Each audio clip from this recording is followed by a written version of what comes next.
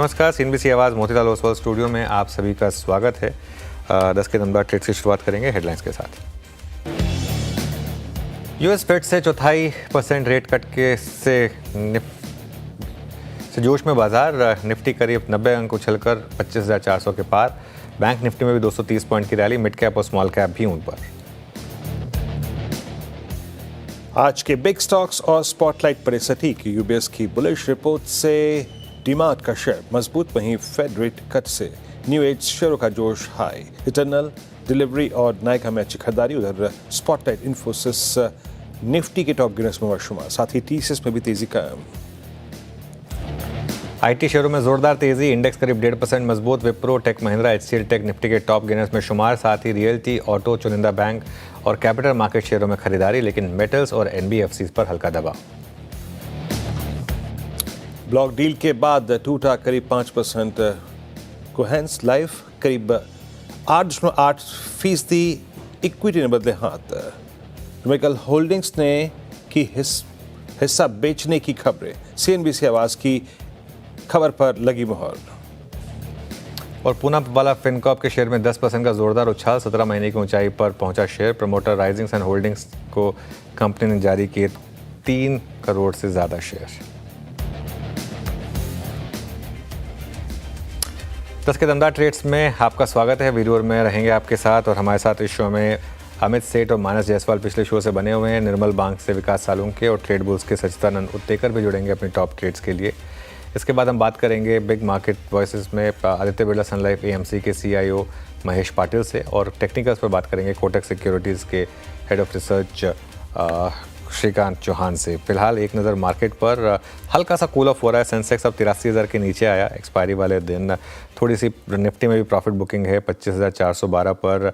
हालांकि mid cap ठीक ठाक मोमेंटम में है, बैंक निफ्टी भी ठीक ठाक मोमेंटम में, और निफ्टी आईटी यहाँ अभी भी जलवा कायम है, तो उसको लेकर कोई दिक्कत नहीं है। अगर आप स्टॉक्स की बात करें तो टॉप गेनर्स में LTI Mindtree, IREDA, CDSL, HFCL, Bandhan bank में शानदार मूव है, केपीआईटी टेक, कल वाला spotlight, AB capital, Infosys, Wipro, ये कुछ स्टॉक्स हैं तेज़ी में।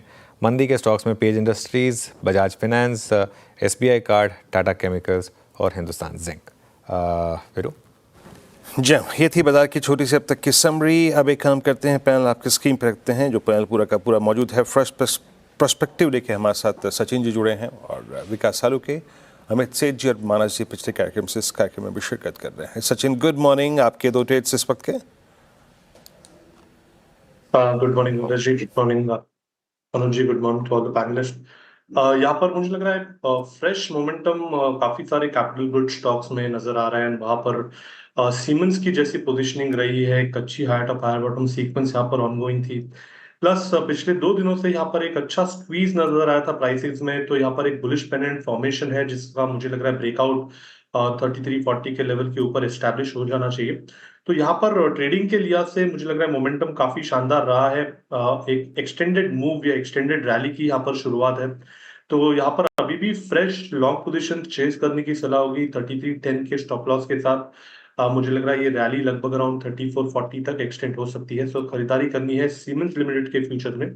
जो सेकंड स्टॉक मेरे रेडार पे आया है, जहां पर एक अच्छा कंसोलिडेशन अभी तक नजर आया है on the weekly charts, and सोमवार के सत्र में एक अच्छी शुरुआत हुई थी इस पर्टिकुलर काउंटर में।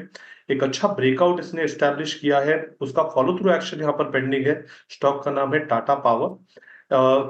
400 के आसपास का थ्रेशोल्ड जरूर है, बट जिस तरीके से डेटा फिलहाल प्लेस्ड है, मुझे लग रहा है जल्दी इस पर्टिकुलर स्टॉक में भी एक ब्रेकआउट एस्टैब्लिश हो जाना चाहिए। स्टॉप लॉस आपको लगभग अराउंड 392 पे लगाना है। खरीदारी करने की सलाह होगी टाटा पावर के फ्यूचर्स में 410 से लेके 422 के 2 टारगेट्स के लिए। ओके, मैं एक क्रॉस क्वेश्चन हमेशा करता नहीं हूँ, लेकिन बाकी है जो स्पॉटिंग थी सिमंस की बहुत ही अव्वल दर्जे की है। मेरे चार्ट ने भी एग्जैक्टली वही रिफ्लेक्ट किया। Since it's a breakout flag, Sachin, just इस चार्ट को मैं 2 भागों में डिस्ट्रीब्यूट कर सकता हूँ। कोई कॉल ऑप्शन देंगे अगर अगर अगर हो पॉसिबल, अगर लिक्विडिटी हो तो? वीरू जी, लिक्विडिटी डेफिनेटली अच्छी होती है सीमेंस के काउंटर में, बट अभी फिलहाल मुझे लग रहा है 3300 का एक इम्पॉर्टेंट रेजिस्टेंस इसने ब्रेक किया था, तो मुझे लग रहा है सीमेंस में 3300 के कॉल ऑप्शन द्वारा ही पार्टिसिपेट करना चाहिए।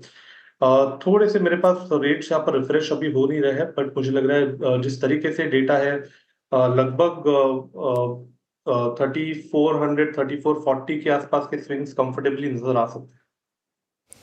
ओके विकास जी के पास चलते हैं। विकास जी गुड मॉर्निंग, बताइए क्या रहेगी आपकी दो ट्रेड्स।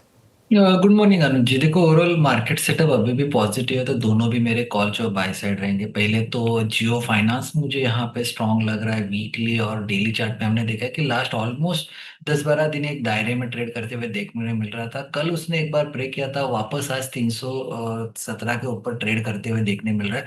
तो मुझे लगता है जियो फाइनेंस में एक अच्छा अपमूव देखने मिल सकता है। ऊपर में जो टारगेट निकल के आ रहे हैं वो 332 के है।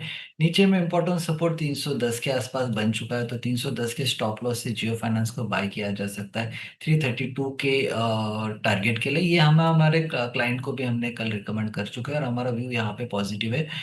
दूसरा मेरा बाय कॉल रहेगा बायोकॉन। बायोकॉन में जिस हिसाब से वापस एक अपमूव देखने मिल रहा है और वापस 360 के ऊपर ट्रेड करते हुए देखने मिल रहा है, तो मुझे लगता है बायोकॉन यहाँ पे एक अच्छा काउंटर देखने मिल सकता है। और नीचे में 353 का जो कल का लो था उसका स्टॉप लॉस लगा के इसको बाय किया जा सकता है। ऊपर में जो टारगेट निकल के आ रहे हैं वो 378 के आसपास के, तो दूसरा मेरा बाय कॉल रहेगा बाय को।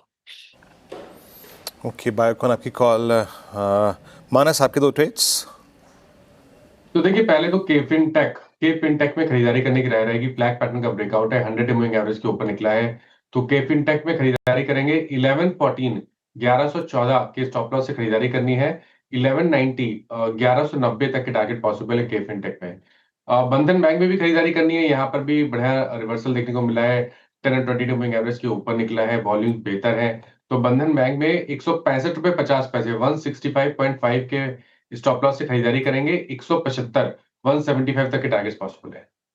ओके मीनवाइल आज सुबह जो हमने बिग स्टॉक्स में बात की थी एटर्नल, एक बार उसका चार्ट लेकर आइए और एक बार मुझे उसके 52 वीक हाई और लो की प्लेट दिखाइएगा, क्योंकि जो चार्ट बन रहा है ना अब इसका वो एक मैसिव ब्रेकआउट की तरफ इंडिकेशन दे रहा है। आज के का आपको यहाँ पर काफ़ी दिनों से ब्लॉक डील्स हो रही थी प्री ओपन में, और अब देखते हैं 334.4 का इसका प्रिवेलिंग ऑल टाइम हाई है, 5 सितंबर को लगाया था। लग रहा है सेंस बन रही है कि शायद उसकी तरफ ये स्टॉक जा रहा है। चलिए अमित जी के पास चलते हैं, उनकी दो ट्रेड्स ले लेते हैं इस समय की। अमित जी आपकी दो ट्रेड्स क्या होंगी? जी अनुज जी, पहला रहेगा आदित्य बिरला कैपिटल। ये स्टॉक कंटिन्यूअसली स्ट्रेंथ में रहा है और यहाँ पे कंटिन्यूअसली हाई रहा है, हाई लोज बन रहे हैं। कल के सत्र में स्टॉक ने 20 डेमा टेस्ट किया और वहीं से बाउंस दिखा रहा है, तो इसे बाय करेंगे। स्टॉप लॉस रहेगा 286 का और टारगेट्स यहाँ रहेंगे लगभग 296 रुपीज के। दूसरा स्टॉक कैपिटल गुड सेक्टर से एबीबी के साथ जाऊंगा। एबीबी 50 डेमा के ऊपर अच्छे से कंसोलिडेट 2 दिन से कर रहा था और आज हम यहाँ पे एक मूव देख रहे हैं। 5400 का स्टॉप लॉस रहेगा और टारगेट्स हमारे 5600 के रहेंगे। ओके चलिए, तो ये इस समय आपके लिए कुछ ट्रेड्स। अब एक काम करते हैं, आगे बढ़ते हैं और हमारे साथ मार्केट आउटलुक पर बात करने के लिए Aditya Birla Sun Life AMC के सीईओ महेश पाटिल मौजूद हैं। महेश जी के पास फंड मैनेजमेंट में 30 साल से ज़्यादा का अनुभव है। उनसे समझते हैं कि अब बाज़ार पर क्या व्यू है उनका। Mahesh ji good morning. एक बड़ी रैली की शुरुआत क्या आपको लग रहा है हो चुकी है? क्या हम अब एक अंडर परफॉर्मेंस के बाद तैयार हैं ऑल टाइम हाई की तरफ जाने के लिए, या ये अभी भी एक ऐसी रैली है जो एक होप रैली है और जिसके फेल होने के रिस्क रहेंगे? आपका view. Good morning. So market की अगर देखोगे लास्ट एक साल में मार्केट ऑलमोस्ट फ्लैट है। निफ्टी की अगर आप देखेंगे मूवमेंट तो लगभग फ्लैट है, और ये पूरे साल में कैलेंडर ईयर में निफ्टी इंडियन मार्केट ने बड़ी मात्रा से अंडर परफॉर्म किया ग्लोबल मार्केट्स को। ग्लोबल मार्केट्स हालांकि चाइना हुआ या यूएस हुआ और इवन यूरोपियन मार्केट से काफी अंडर परफॉर्म किया। तो एक तरह से कंसोलिडेशन फेज मार्केट में हो गई है, और उसका कारण भी था कि हमारी अर्निंग्स ग्रोथ जो थी लास्ट 4 क्वार्टर से वो काफी धीमी चल रही थी, लगभग 5-6% के आसपास ही थी। और बाकी ट्रेड टैरिफ्स की वजह से वो जो अनसर्टेनिटी, आई थिंक वो सब चीजें अभी मार्केट ने मेरे हिसाब से डाइजेस्ट कर दी है। और यहाँ से हमें लग रहा है कि अभी जो जीएसटी कट्स वगैरह जो हुए हैं उसका जो इम्पैक्ट आएगा आई मीन फेस्टिव सीजन में सितंबर एंड अक्टूबर से चालू होगा, तो उसको देखते हुए सेकेंड हाफ जो है थर्ड क्वार्टर से कंपनीज की जो ओवरऑल निफ्टी की और मार्केट की जो अर्निंग्स ग्रोथ है वो हमें वापस डबल डिजिट की तरफ जाती हुई दिखाई दे रही है। और आई थिंक अगर अगर वैसे नतीजे आते हैं तो यहाँ से मार्केट डेफिनेटली बॉटम आउट हो गया है। यहाँ से धीरे-धीरे आई थिंक मार्केट की अपमूव शुरू होनी चाहिए। एफआईआईस की बड़ी मात्रा में सेलिंग हुई है अभी ये साल में, और एफआईआईस की भी ओनरशिप जो है इंडिया में वो काफी एक 20 साल का जो लो है कि वहां पे आके आ गई है। तो यहाँ से नहीं लग रहा है कि एक बड़ी मात्रा में सेलिंग कंटिन्यू रहेगी और डोमेस्टिक फ्लोज ठीक है। तो यहाँ से आई थिंक मेरे हिसाब से मार्केट यहाँ से अभी जो अभी बॉटम किया था रिसेंट वहां से उसमें वापस एक मोमेंटम आनी चाहिए। हालांकि अ, अ, बड़ी तेज की रैली नहीं यहाँ से उम्मीद की जा सकती है, बिकॉज ट्रेड टैरिफ्स की इम्पैक्ट जो है कुछ सेक्टर्स पे है, बट क्लियरली नेगेटिव्स जो थे वो अभी तक पूरे सरप्राइज थे। यहाँ से I think second third quarter से हमें अर्निंग्स में तेजी दिख रही है। इस रैली की शुरुआत एक सेक्टर ने की, वो था ऑटोज़। जीएसटी कट की अनाउंसमेंट के बाद से हमने अब ऑलमोस्ट 20% की रैली देखी है ऑटो इंडेक्स में, और बड़े ऑटो स्टॉक्स सब ऑल टाइम हाई पर। मारुति से लेकर आप कोई भी स्टॉक उठा के देख लीजिए, या तो लाइफ हाई पर या 52 वीक हाई पर। इस स्पेस में अब आप क्या कर रहे हैं अपने फंड्स में? क्या आप अभी भी ओवरवेट हैं या इस रैली में अपनी पोजीशन कट कर रहे हैं? इस सेक्टर पर क्या व्यू होगा आपका? तो ऑटो सेक्टर भी इस जीएसटी कट से पहले एक तरह से अंडर परफॉर्मेंस पीरियड में था। वहां पे भी स्लो डाउन दिखाई दी थी हमें पैसेंजर व्हीकल्स में भी और कमर्शियल व्हीकल्स में। और आई थिंक यहाँ से जो जीएसटी कट की वजह से एक बूस्ट मिलेगी, वहां से ना कि वॉल्यूम ग्रोथ भी इम्प्रूव होगी, बट हमें लग रहा है कि उसके कारण जो ऑपरेटिंग लेवरेज आती है और थोड़े जो डिस्काउंट्स चल रहे थे मार्केट में, स्पेशली पैसेंजर व्हीकल्स में बड़ी मात्रा में डिस्काउंट्स थे, वो नैरो हो जाएंगे। तो इसके कारण एक 1 परसेंटेज पॉइंट मार्जिन इंप्रूवमेंट भी होने की गुंजाइश है। उसके कारण आई थिंक अर्निंग्स में हर एक कंपनी डिफरेंट होगी, बट सेक्टर में लगभग 7-8% से अराउंड 15% तक अर्निंग्स अपग्रेड होने की संभावना है। और उसको और यहाँ से एक देखना पड़ेगा कि एक जो रिकवरी आ रही है वो शॉर्ट टर्म है कि एक साइकिल जो था, अंडर परफॉर्मेंस का जो साइकिल था और जो स्लो ग्रोथ का जो साइकिल था, वहां से हम निकल के लगभग जो 4-5% की ग्रोथ थी वहां से हम जाके ऊपर अगर 9-10% के ग्रोथ पे सस्टेन कर दे, अगर वो रहेगा तो ये सेक्टर यहाँ से भी ठीक रहेगा। हमारा व्यू पॉजिटिव है। यहाँ पे हालांकि 4 पैसेंजर व्हीकल्स में हमारा ज्यादा ओवरवेट है टू व्हीलर्स के मुकाबले, बिकॉज टू व्हीलर्स में आगे जाके आपको जो नए नॉर्म्स आएंगे उसके कारण थोड़ी सी और कॉस्ट बढ़ सकती है। और कमर्शियल व्हीकल्स में थोड़ा आई थिंक थोड़े लैक से वहां से इंप्रूवमेंट होगा। जैसे डिमांड बढ़ेगी तो डिमांड फॉर कमर्शियल के व्हीकल्स बढ़ सकते हैं, तो लैक के साथ कमर्शियल व्हीकल्स में भी तेजी आ सकती है। अच्छा महेश जी नमस्कार, वीरेंद्र बोल रहा हूँ। आईटी की रिकवरी पिछले 3 दिन से प्रभावित कर रही है। ये सब शुरू हुआ इन्फोसिस के बायबैक से, उसके बाद यूएस का आपका रेट कट, और प्लस मिड कैप आईटी में लोगों के कन्विक्शन कहीं ज़्यादा थे मिड कैप आईटी से, लार्ज कैप आईटी के तुलना में, एक कंपैरिजन में। वो कह रहे थे कि एआई रेडी आपका मिड कैप आईटी ज़्यादा लगता है। सर आपका व्यू क्या है? एक थोड़ा हम हमेशा अपने पोर्टफोलियो में कभी ना कभी एक रिस्क एलिमेंट इंक्लूड करते हैं, कैलकुलेटेड रिस्क लेते हैं। आईटी में आपका व्यू क्या है इस वक्त? क्या ये एक at least few percentage of your portfolio एक इस कॉन्ट्रा कॉल में जाना चाहिए कि नहीं जाना चाहिए इस वक्त?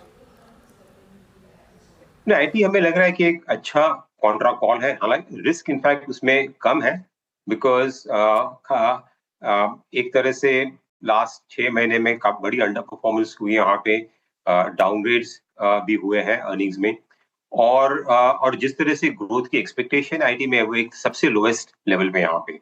और यहाँ से अगर आगे देखते हैं तो एक तो यूएस में भी आज रेट कट्स हुए और कुछ रेट कट्स की गुंजाइश है ये साल में, और उसके कारण थोड़ी सी आईटी जो स्पेंडिंग है, डिस्क्रिशनरी स्पेंड की जो बात करते हैं, वहां पे थोड़ी अपटिक आ सकती है। तो आईटी सेक्टर आई थिंक अभी अगर ओनरशिप के हिसाब से देखोगे तो काफी सेलिंग हुई है, स्पेशली फॉरेनर्स की, एफआईआईस की, तो ओनरशिप लेवल्स लो है। तो यहाँ पे अगर थोड़ी सी भी अगर पॉजिटिव न्यूज आती है तो यहाँ से स्टॉक्स ऊपर आ सकते हैं। और अगर बात करें वैल्यूएशंस तो भी अभी रीजनेबल लेवल पे आ गए हैं। काफी बड़ी कंपनीज की अगर देखो, टॉप कंपनीज, वहां पे अच्छी कैश फ्लो यील्ड है और डिविडेंड यील्ड भी अच्छा है, लगभग 3 से 4-5% के आसपास है, तो वो भी एक तरह से ऑटोमेटिक आपको मार्जिन ऑफ सेफ्टी देती है यहाँ से। और रुपी में भी गिरावट आई है अभी रिसेंटली, और उसका भी बेनिफिट मिल सकता है। तो हमें लग रहा है कि ये माहौल में ये एक ऐसा सेक्टर है जो एक डिफेंसिव है, यहाँ पे ऑलरेडी नेगेटिव प्राइस इन है, अंडर ओनरशिप है, और डिविडेंड यील्ड की वजह से यहाँ पे आपको मार्जिन ऑफ सेफ्टी है। तो ये एक अगर यूएस में थोड़ी भी अगर डिस्क्रिशनरी स्पेंड में अगर अपटिक आती है, तो यहाँ पे कंपनीज को रीरेट होने की काफी संभावना है यहाँ से। तो डेफिनेटली ये सेक्टर देखना ओके चाहिए आपको एक साल के व्यू से। ओके अच्छा महेश जी, अभी बात हुई जीएसटी कट की। भाई एफएमसीजी का आप इस्तेमाल तो किसी भी सूरत हाल में करेंगे, चाहे साबुन 50 रुपए का हो या 55 या 60 का। देन ऑटो की बात भी हो गई, लेकिन लग्जरी स्पेंड्स का आप अगले 6 महीने में, साल भर में क्या सेंस लेके चल रहे हैं? आपको एक जीएसटी कट मिला, आपको आपके टैक्स स्लैब्स में परिवर्तन हुआ, वहाँ पे आपको एक कट मिला, सब्सटेंशियल कट मिला। लग्जरी स्पेंड्स जो हमारी होती हैं, जो होटल्स को चीज़ करती हैं, एविएशन को चीज़ करती हैं, हालांकि प्राइसेस यहाँ भी कूल ऑफ नहीं हुए। मतलब Indian hotels at all time high, Indigo at all time high. Luxury space पर आपका व्यू क्या है इस वक्त? ये बास्केट इस प्राइस पे रीजनेबल है टू चेज, और टू आपका व्यू क्या है, अवॉइड करने का है? तो लग्जरी स्पेस में वैसे देखा तो इतना ज्यादा इम्पैक्ट आया नहीं था। जो कंज्यूमर में जो स्लो डाउन हुआ था लास्ट 1-2 साल में, लग्जरी स्पेस है, वेदर इट इज प्रीमियम जो भी है, वहां पे जो टॉप सेगमेंट जो है, जो कंज्यूमर है, टॉप एंड में कंज्यूमर है, वहां पे हमें कुछ मंदी दिखाई नहीं देती। वहां पे वो सेक्टर्स अच्छा कर रहा था और आगे जाके भी ठीक रहेगा। तो वहां पे ज्यादा सरप्राइज की कुछ हमें गुंजाइश नहीं दिख रही है। जो स्टॉक्स है काफी मात्रा में जो उनकी एक्सपेक्टेशंस है ग्रोथ की, वो पूरी फैक्टरिंग कर रही है। तो वहां पे अर्निंग पी री रेटिंग की गुंजाइश बहुत कम है। हालांकि आउटलुक वहां पे स्टेबल है। सो लॉन्ग टर्म के हिसाब से वेदर होटल्स इंडस्ट्री हुई या एयरलाइंस इंडस्ट्री, वहां पे अभी भी आउटलुक अच्छा है, बट स्टॉक्स काफी हद तक वो प्राइसिंग कर रहे हैं। तो आपको बड़ी यहाँ से अपसाइड नहीं मिलेगी, बट एक सेक्टर ऐसा है जहाँ पे अभी भी आउटलुक अच्छा है और स्टेबल रहेगा। ऑलराइट, मीनवाइल एक बड़ी न्यूज़ आ रही है इंडियन होटल्स पर। न्यूयॉर्क टाइम्स के हवाले से खबर है, न्यूयॉर्क का पीरे होटल को एग्जिट करने की तैयारी हो रही है। 17,000 से 18,000 करोड़ की डील पॉसिबल है। 2005 में इनकी सब्सिडरी ने कंपनी ये होटल बाय किया था, सुल्तान ऑफ ब्रुनेई, और कुछ सऊदी बिजनेसमैन शायद इसको $2 बिलियन की डील में बाय करें। तो ये एक इस समय बड़ी न्यूज़ यहाँ पर आ रही है। तो खैर ये भी एक स्टॉक रहेगा जो हमारे रेडार पर है। महेश जी, एक आखिरी सवाल आपसे, इस समय फिर मार्केट में रिस्क क्या है आपके हिसाब से, और कहाँ पर आपकी नज़र रहेगी रिस्क फैक्टर पे? तो रिस्क की अगर बात करें यहाँ से, तो एक तो डेफिनेटली इकोनॉमी में जो स्लो डाउन जो चल रहा था, राइट, वो अभी भी एक फैक्टर है। हालांकि गवर्नमेंट ने एक स्टिमुलस दिया है कंजम्पशन साइड से, बट क्लियरली बाकी जो है इन्वेस्टमेंट साइकिल पिकअप होनी चाहिए यहाँ से, तो ही आगे जाके ये सस्टेन हो सकती है। बिकॉज जब तक जॉब क्रिएशन नहीं होगा, तब तक जो कंजम्पशन है वो भी कितनी हद तक सस्टेन कर पाएगा, हमें देखना पड़ेगा। तो यहाँ से जो डिमांड पिकअप है, वहां से अगर वापस इन्वेस्टमेंट साइकिल पिकअप होना चाहिए, प्राइवेट सेक्टर कैपेक्स ऊपर आना चाहिए सस्टेन करने के लिए। अगर वो नहीं होता है तो ये जो मोमेंटम है वो फिजल आउट हो सकता है। तो वो एक रिस्क हमें देखनी पड़ेगी। उसके बावजूद अगर ये ट्रेड टैरिफ्स की भी आई थिंक जल्दी उसमें कुछ डील होना चाहिए। अगर वो नहीं होता है तो जो सेंटिमेंट है, ओके, वो भी वीक रहेगा। और कुछ सेक्टर्स में भारी मात्रा में, जैसे कि टेक्सटाइल्स हुआ, हमें बड़ी परेशानी दिख सकती है। उसका इम्पैक्ट इकोनॉमी में आ सकता है, डायरेक्टली इतना नहीं आएगा, बट इनडायरेक्टली बैंकिंग सेक्टर पे आएगा, एनपीएस पे आएगा। तो वो I think trade deal I think आगे जाके होनी चाहिए, बिकॉज जो टैरिफ्स है भी वो बहुत ही ज्यादा है। आई थिंक ये, बाकी इसके अलावा ज्यादा कुछ मुझे मार्केट में अभी हमें ज्यादा रिस्क नहीं दिख रही वैसे। महेश जी, बहुत बहुत शुक्रिया आज हमारे साथ जुड़ने के लिए और इन सब टॉपिक्स पर बात करने के लिए। चलिए इस न्यूज़ को एड्रेस करते हैं। यतिन आ गए हैं स्टूडियो में। तो Yatin, good morning. New York times पर आई है खबर जी, न्यूयॉर्क टाइम्स पे आई है, और ये पेड वॉल के अंदर एक आर्टिकल है जिसका टाइम्स ऑफ इंडिया ने भी जो है विवरण किया है। सबसे इम्पॉर्टेंट बात यह है कि जो इंडियन होटल्स है, इसकी 100% ओन्ड सब्सिडरी इन्होंने 2005 में न्यूयॉर्क में एक एक्विजिशन किया था, वहाँ के एक आइकॉनिक होटल है पेरियर, और इस होटल को अब बहुत सारा इंटरेस्ट मिल रहा है। बहुत सारे जो मिडल ईस्ट के फंड्स हैं और वहाँ के जो राजा हैं, उनकी जो फैमिली ऑफिस है, इनके यहाँ से एक न्यूज़ आर्टिकल ऐसा आया है कि $2 बिलियन यानी 17 से 18 हज़ार करोड़ रुपए में शायद वो पूरा न्यूयॉर्क का होटल इंडियन होटल्स की सब्सिडरी से खरीदेंगे। ऑब्वियसली 2005 में एक्विजिशन हुआ और जो अभी एनुअल रिपोर्ट है कंपनी की, उसके हिसाब से ये जो कैपिटल इन्वेस्टमेंट ऑलरेडी कंपनी ने किया है, तो कॉस्ट लगभग 3300 करोड़ रुपए के आसपास की है इंडियन होटल्स की, और ये लॉस मेकिंग एंटिटी है। इनकी जो सब्सिडरी है 200 करोड़ का लॉस करती है एनुअल। तो कहीं ना कहीं अगर हम देखें तो ये एक बड़ा ट्रांजैक्शन हो सकता है इंडियन होटल्स के लिए, क्योंकि 17 से 18 हज़ार करोड़ का कैपिटल भी फ्री हो जाएगा, नंबर वन, और दूसरा ये जो लॉस मेकिंग एंटिटी है इसको भी रिवाइव कर दिया जा सकता है। दूसरे इंटरनेशनल ऑपरेशन या डोमेस्टिक ऑपरेशन में ये कैपिटल यूज़ किया जा सकता है। ऑब्वियसली इंडियन होटल्स ने इस न्यूज़ आर्टिकल पे कोई प्रकार का कमेंट नहीं किया है, लेकिन हाँ, टाइम्स ऑफ इंडिया और न्यूयॉर्क टाइम्स में ये खबर आ गई है और कुछ ही मिनटों पहले ही ये टाइम्स ऑफ इंडिया पे आर्टिकल आया है। तो देखते हैं कैसे मार्केट डाइजेस्ट करता है न्यूज़, क्योंकि कहीं ना कहीं जो इंटरनेशनल ऑपरेशंस हैं, यहाँ प्रॉफिटेबिलिटी बहुत कम है इंडियन होटल्स की, तो कहीं ना कहीं इसको एक पॉजिटिव की तरीके से देखा जाएगा, क्योंकि लॉस मेकिंग एंटिटी तो है ही, सामने 17-18 हज़ार करोड़ का एक बड़ा कैपिटल कंपनी के लिए फ्री हो रहा है। बिल्कुल, और उसको अगर वो डोमेस्टिक बिजनेस में लगा दें जहाँ पर काफ़ी समय मोमेंटम है, क्योंकि इंटरनेशनल बिजनेस से तो मोमेंटम था नहीं, तो ये एक्चुअली काफ़ी बड़ा ट्रिगर इंडियन होटल्स के लिए। अगर ये खबर सही निकलती है और वाकई में इस तरीके का पैसा इंडियन होटल्स को मिल जाता है, स्टॉक डे हाई पर है अब, और देखिए अच्छा मोमेंटम स्टॉक में इस समय। हमारे साथ बाहर गेस्ट हैं क्या विकास जी? इंडियन होटल्स पर चार्टिकली कोई व्यू बन रहा है? काफ़ी समय से ये स्टॉक कंसोलिडेट कर रहा है। जी, जिस हिसाब से चार्ट की बात करो तो वहां पे कुछ दिनों से एक साइड वाइज मोमेंटम ही देख रहा था, और 200 डीएमए के ऊपर अभी फिलहाल तो वापस आ चुका है।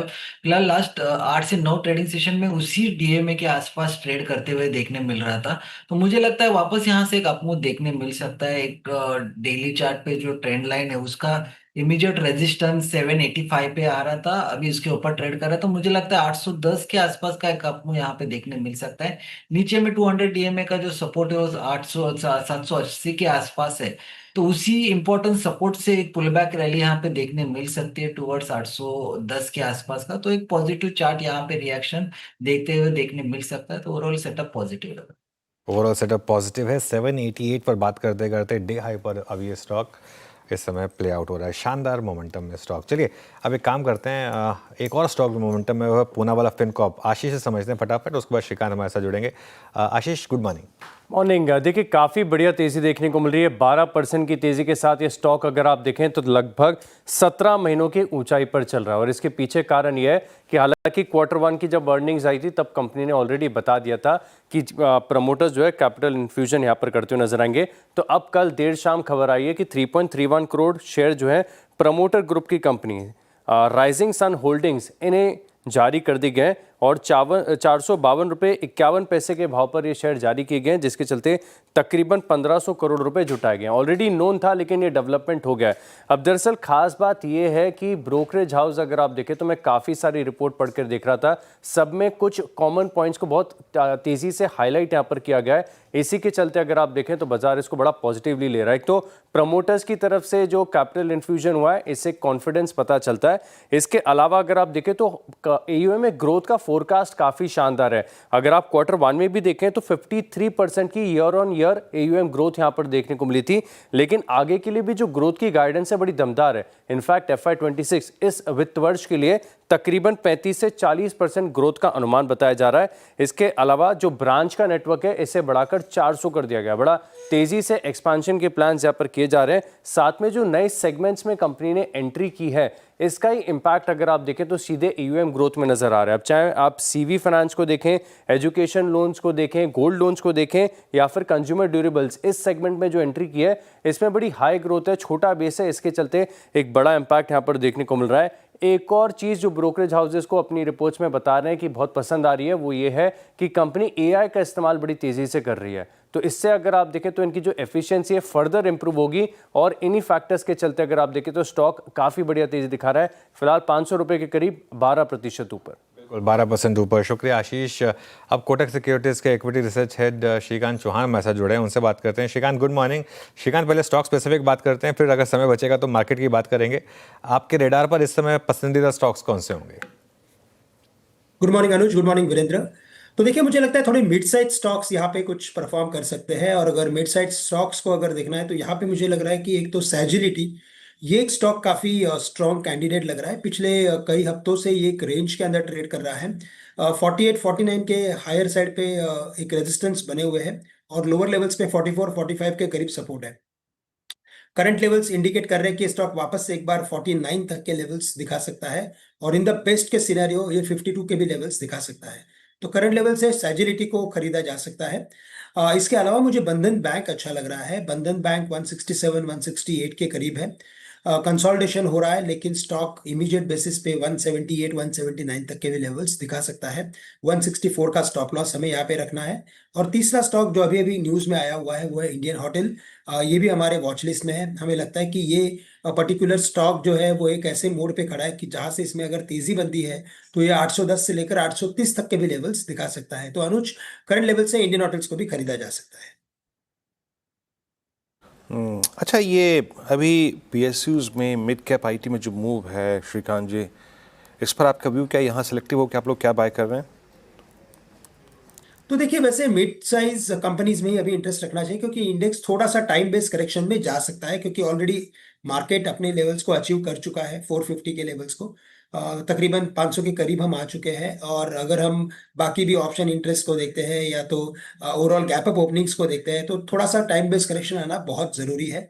तो ऐसे केस में mid cap small cap stock चल सकते हैं। स्पेसिफिकली मिड कैप आईटीज में जैसे मैंने कहा कि सैजिलिटी हमें अच्छा लग रहा है, तो साथ ही साथ हमें लगता है कि कोफोर्ज में भी तेजी बन सकती है करंट लेवल से।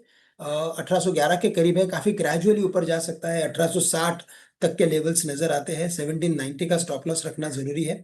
और इसके अलावा अगर किसी पर्टिकुलर सेक्टर पे अगर ध्यान देना है तो मुझे लगता है न्यू एज टेक्नोलॉजी, जैसे कि इटरनल है या तो स्विगी है, डिलीवरी है, यहाँ पे हमें फोकस करना चाहिए, क्योंकि यहाँ पे रिन्यूड बाइंग इंटरेस्ट बना हुआ है।